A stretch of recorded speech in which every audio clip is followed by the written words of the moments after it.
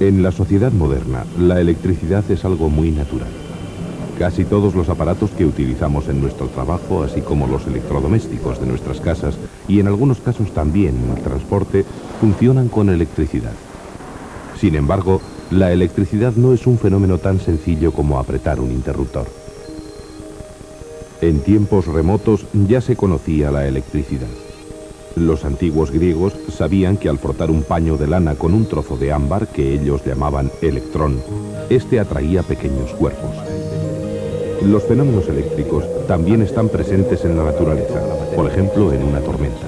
Está formada por los mismos componentes. Durante una tormenta, la base de la nube suele tener exceso de electrones y son atraídos por los iones positivos del suelo. Por protones. Cuando se produce un flujo repentino de electrones desde la nube hacia el suelo, el núcleo está cargado positivamente. Tanto este tipo de electricidad como la alrededor se mueven unas partículas que apenas tienen masa, pero tienen carga negativa. Son los electrones. En los metales, no todos los electrones giran fijos alrededor del núcleo. Los de las órbitas más exteriores, llamados electrones libres, están poco afectados por las fuerzas de atracción y pueden moverse libremente por el elemento, girando alrededor de cualquier núcleo que esté cerca. Cuando se consigue que todos estos electrones libres se muevan en una misma dirección y de forma ordenada, se produce una corriente eléctrica. Los elementos que permiten el movimiento de cargas eléctricas se llaman conductores. Es el caso de los metales.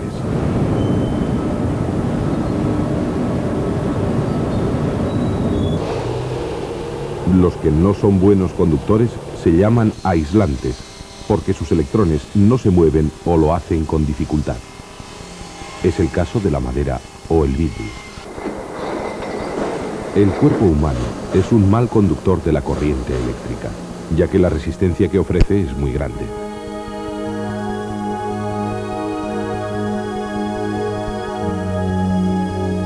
Sin embargo, los efectos de la corriente pueden ser mortales en el hombre. El fenómeno de la corriente eléctrica es muy similar al comportamiento de una corriente de agua. Supongamos que tenemos dos depósitos de agua que están comunicados por una tubería. Si los dos depósitos tienen distinto nivel de agua y abrimos la llave de paso de la tubería, se producirá una corriente de agua que tiende a nivelar los dos depósitos. Cuando ambos estén al mismo nivel, la corriente se para. De forma similar, las cargas eléctricas de un elemento conductor pasarán a otro siempre que entre ambos exista una diferencia de nivel, que en electricidad se llama diferencia de potencial o tensión.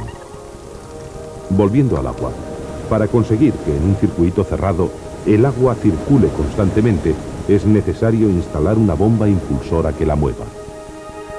Del mismo modo, para conseguir que en un circuito eléctrico haya flujo constante de cargas eléctricas, es necesario conectar una pila o un generador eléctrico, que mantenga constante la diferencia de potencial para que el movimiento no se interrumpa.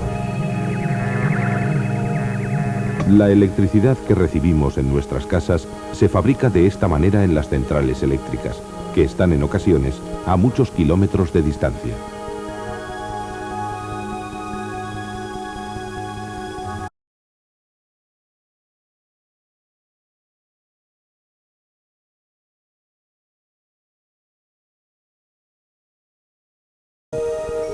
Antes de llegar a nuestros hogares e industrias, la electricidad debe seguir un largo proceso. Este proceso comienza en las centrales eléctricas. Estas obtienen la energía que necesitan de muy diversas fuentes de energía. Las centrales térmicas utilizan combustibles fósiles para producir vapor de agua, con el que producen electricidad. Las centrales nucleares aprovechan la energía de la fisión nuclear para hacer lo mismo. Otro tanto ocurre en las centrales solares, que obtienen su energía directamente del sol.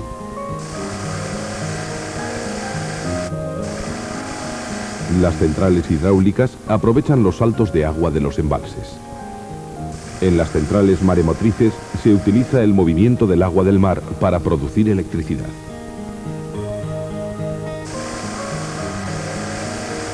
Y las centrales eólicas aprovechan la energía del movimiento de las aspas de los molinos.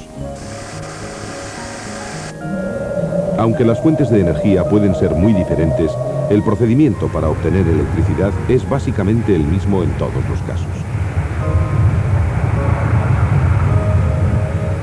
Consiste en mover una turbina que está conectada a un generador.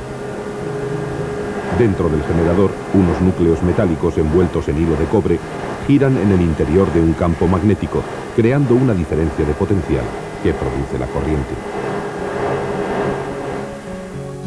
La corriente eléctrica que se produce en las centrales eléctricas se dedica al consumo y tiene que viajar muchos kilómetros a través de cables de alta tensión hasta llegar a las fábricas y las ciudades.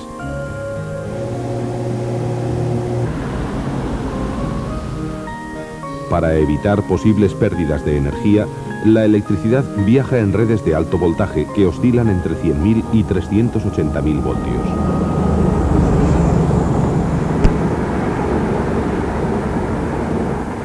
En los hogares, en cambio, la electricidad se usa a 220 voltios.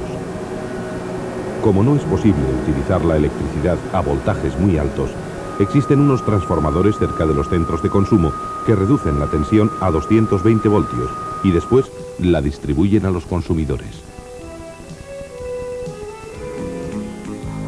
Muchos de los avances tecnológicos de nuestro siglo están relacionados de alguna forma con la producción, transferencia o aplicación de la electricidad.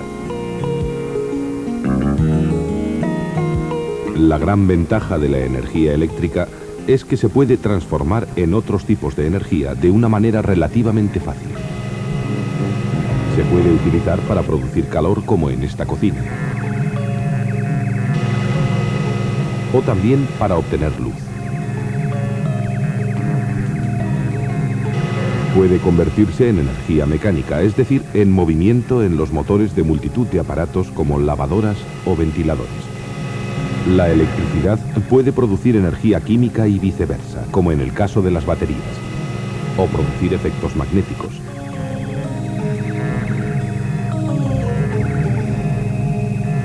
Sin embargo, la electricidad puede ser mortal si se maneja incorrectamente. La electricidad que llega a los enchufes de nuestras casas puede matar fácilmente a una persona. Tal y como hoy concebimos la sociedad moderna, la electricidad es un elemento imprescindible sin el cual nuestro mundo sería completamente diferente.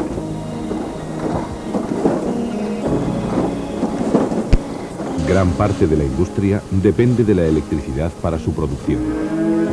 También la agricultura y la ganadería se aprovechan de las ventajas de la energía eléctrica. La electricidad que llega a nuestras casas nos proporciona luz y calor y permite el funcionamiento de multitud de aparatos.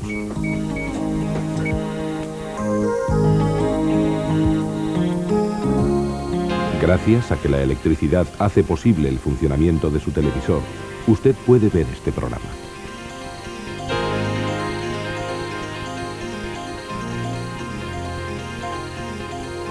La electricidad se conoce desde tiempos remotos. Los antiguos griegos sabían que el ámbar electrizado podía atraer determinados cuerpos.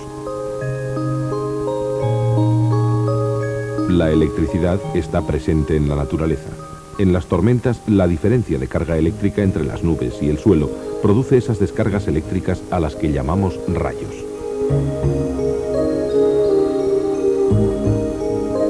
Toda la materia está compuesta por átomos. El núcleo atómico está compuesto por protones de carga positiva y neutrones sin carga.